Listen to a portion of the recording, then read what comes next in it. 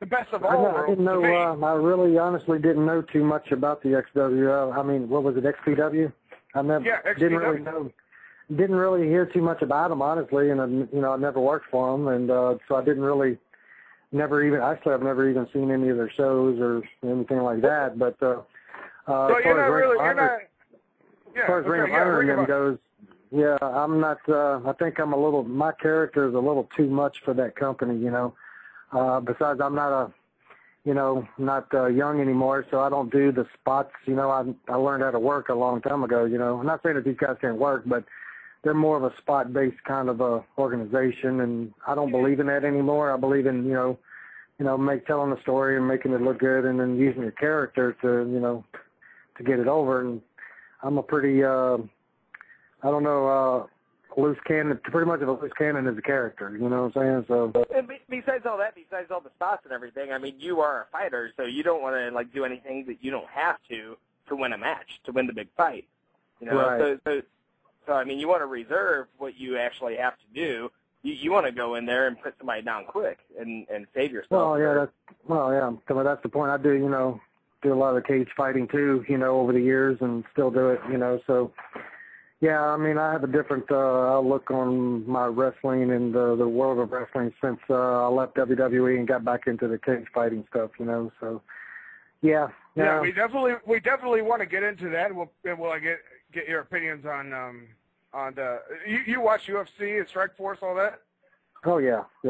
Okay, well we'll get to that as soon as, because I know that the troglodytes are definitely wanting to hear about the wrestling stuff and what happened with WWE, like what happened with that, because it seemed like you and Jamie Noble, that's his name in WWE, isn't it? Jamie Noble? Yeah. James Gibson, yeah.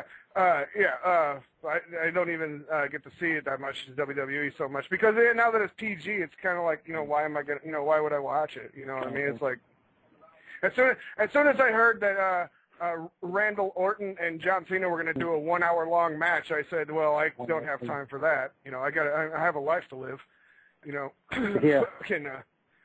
But what happened with the WWE? What happened with that one? I thought for sure coming out of TNA to the WWE, I thought for sure they would use your mic skills. That never happened one time that I remember ever seeing you do anything on the mic there. And then you were just gone out of nowhere. You were a pitbull in a tag team pitbull. It seemed like it was going great. JBL was putting you guys over on the mic every minute, and then you never hear from you.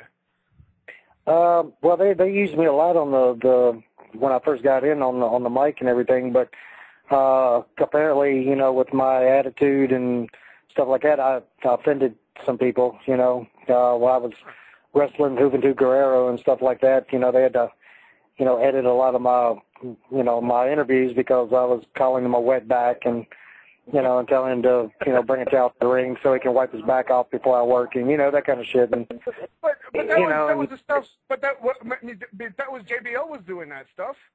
What's the big deal? I mean, he was. Well, you're punished for drawing heat. Well, in a big company like that, they pick and choose who they want to let do whatever they want to do. I mean, it's like like in my opinion, like even down to the drug policy. I mean, you got the mid-card guys and, some of the other guys that look, like they haven't taken a steroid in a long time, but then the guys that they put out there the most look like that they never came off of them. So big companies pick and choose who they want to let get over and stuff. I'm a little guy, I'm not like 6'6" and stuff like that. And in the WWE, even Vince has said, that if you're not the same size or bigger than him, then you're not going to be, a main eventer. Well, the kind of problem is like UFC. Well, they say, hey, if you're in the weight division as this guy, you can have a chance. You have your chance. Whereas in WWE, it's like, Rey Mysterio, unless he's extra over, doesn't get to get in the ring with somebody bigger.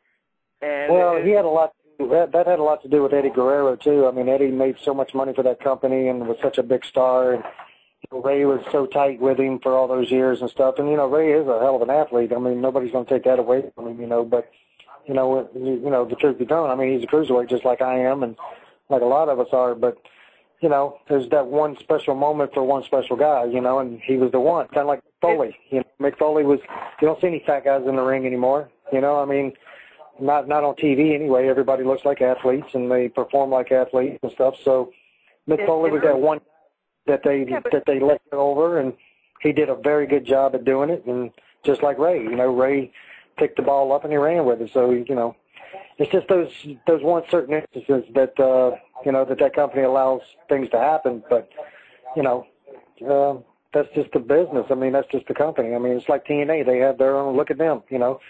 They got guys that are just average and that would never, you know, get a job in WWE or anything like that. But, you know, they're stars where they're at because, you know, the company. Slater and Dick Murdoch, like, if they were just now coming up, they wouldn't have jobs. And they are better than everybody. Exactly. Everybody. You know, old school, when you're, you know, I got brought in, and, you know, a long time ago, you know, so I came in through the Rock and Roll Express, you know, so sure. I came in an era where the old school tradition was still in effect, but the new days were coming, the new times were coming, so we had to change with the times, and I had to wrestle accordingly to my body size and my weight, you know, so I had to do something different. Let me bring this up to you though, because you were talking about Ring of Honor earlier and the high spots and all the risks that these guys take to win matches.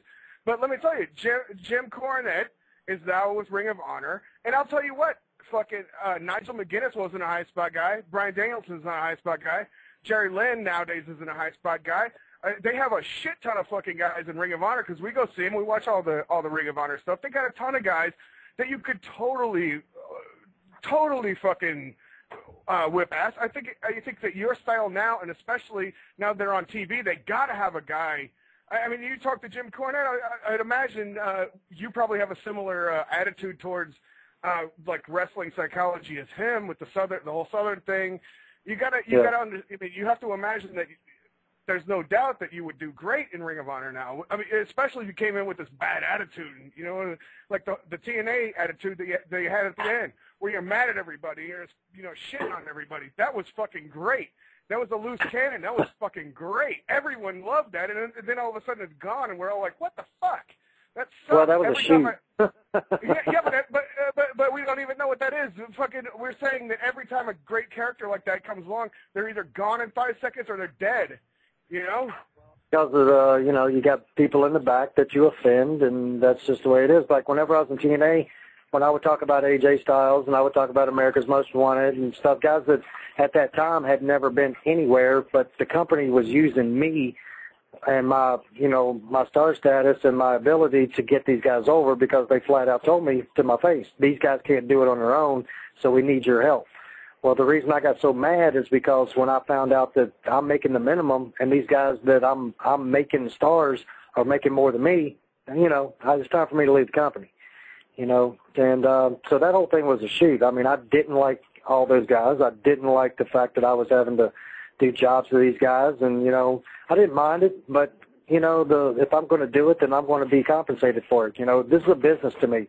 This is not fun. I don't give a shit about wrestling, really. I mean, I never really have. I've always been a fighter, a real deal guy.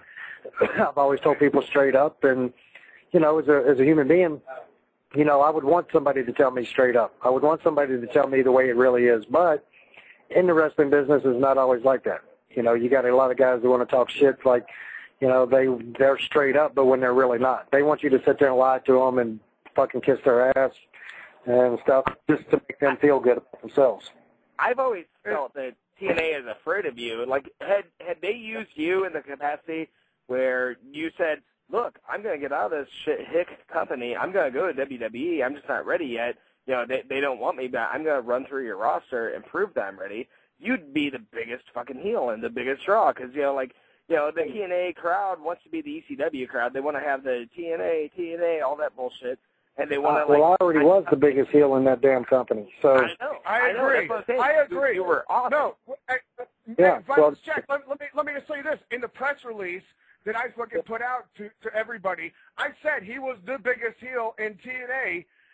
Because by the end of that, he totally was. He was the greatest fucking heel that, and probably the TNA's seen yet. Because I watched TNA. We just watched. We should just watch. And to me, and I know that you don't believe in TNA or the management or anything like that, but from like a quote unquote character